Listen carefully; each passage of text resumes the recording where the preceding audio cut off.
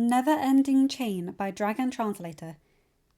Chapter 77. Expect the unexpected. If you hear something in the background, that's just a clock. I'm in a different room today. The next morning had Fish Legs staring at Hiccup as if he'd suddenly grown a second head. "We're coming with you," Fish Legs asked in a tone that said the Viking teen could not believe what he had just heard. Hiccup snorted. "Yes, Fish Legs, you and Meatlug, as well as Gita and Shadowfire, are coming with us." "But the King and Queen said you and Astrid were welcome to come. They said nothing about me or Gita coming along."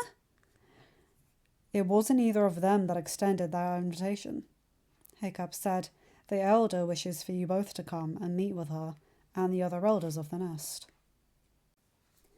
Hiccup watched as his friend's worried look faded, and the excitement he had come to expect from Fish Legs whenever the prospect of learning about a new dragon offered itself to the Viking's face.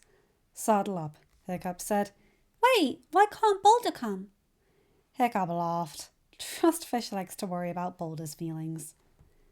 "He will be resting up," Fish Legs says. "We shall be leaving soon for the hatchery." Fish Legs blinked and spun to face his dragon. "So soon?" he asked, his voice small. Meatlug waddled up closer and nuzzled against him. "We will be back, I promise.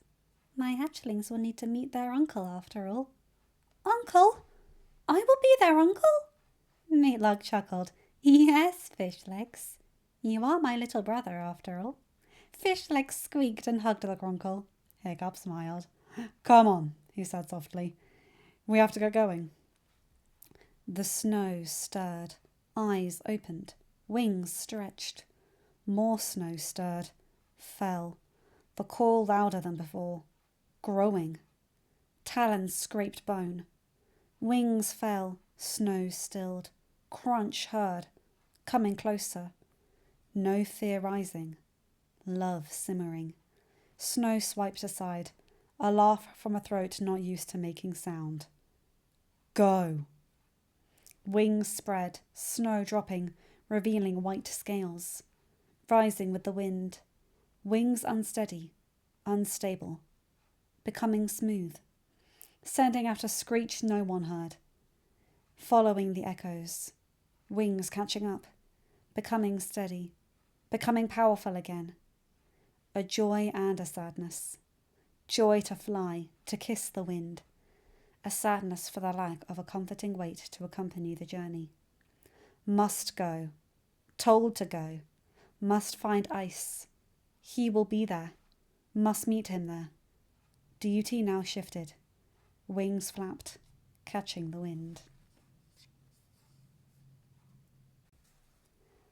Hiccup did not know what to expect from his first lesson with the Change-Wing Queen. He had gone over many ideas in his mind, off and on the time winded down for the lesson, but nothing came to his mind prepared him for what the king to challenge he and Toothless to a race over the nest. "And do not think about holding back," the king warned. "Give this race all you both have." Hiccup, still blinking, leaned against his brother's back. Toothless's entire body tensed. The prince, now apparently tagged as the race's starter, stood upon the same beach they had helped the Squadron, who was still recovering in the coves and inlets around Berk. Who knew water dragons took longer to heal broken bones than land-based ones? Though it made sense to Hiccup when he thought about it. A land-based dragon could avoid activity while healing. A water dragon had to use their wings to stay afloat, and though Squadrons could stay below the waves for long stretches of time, they still had to breathe. Hiccup's thoughts were wrenched from the Squadron and his pod as the prince squawked and Toothless shot into the air as if someone had poked him with something sharp. Hiccup held on, his foot automatically changing the tail fin as Toothless twisted through the trees and around rock croppings, all the while going up and finally clearing the forest on the cliff above the beach. Hiccup blinked in shock as Change-Wings appeared in their path. Toothless swerved around them. More appeared above them. Toothless dove. He levelled out above the trees. Change wings blinked into existence. Toothless dodged around all of them. Hiccup's foot changed the tail fin without any thought or command from his mind. Hiccup closed his eyes. The other thing within his soul, the one that made it as if he and Toothless were one entity, rose. Like the day Toothless's brother challenged him to that race, Hiccup let it take over. It flared through him. Toothless crooned. He sped up. Hiccup no more knew where he stopped and where the dragon began. He felt as if he could open his eyes and see the world as if staring through Toothless's gaze. His eyes remained closed. Toothless leaned and Hiccup leaned with him. Toothless dove and Hiccup tucked against his brother's neck. Toothless rose and Hiccup shifted the tail fin accordingly. "Stop!" Toothless shifted to a hover. Hiccup opened his eyes. He found the queen of the nest hovering in front of him. Hiccup gulped, certain he had crossed some line, even though he had done what the king had told him to do.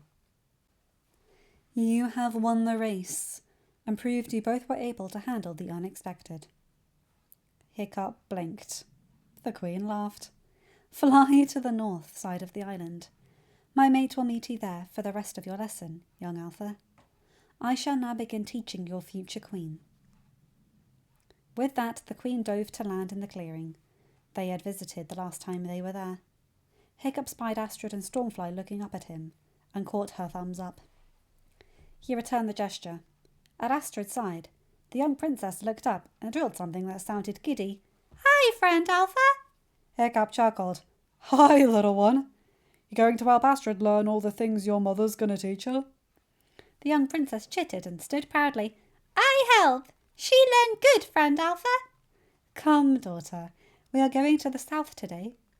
Young queen, please, you and your sister follow us." Hiccup saw Astrid climb into Stormfly's saddle and waited a moment to watch them both fly off to his right. Toothless grumbled something in the old tongue that Hiccup got the feeling was a smart comment about him watching Astrid. Hiccup grunted.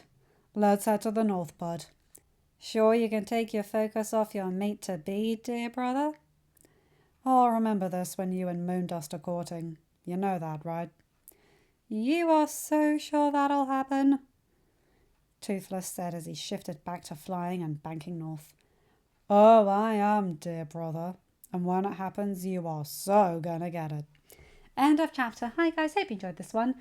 Ooh, so this is interesting. Hiccup's got two things in his soul.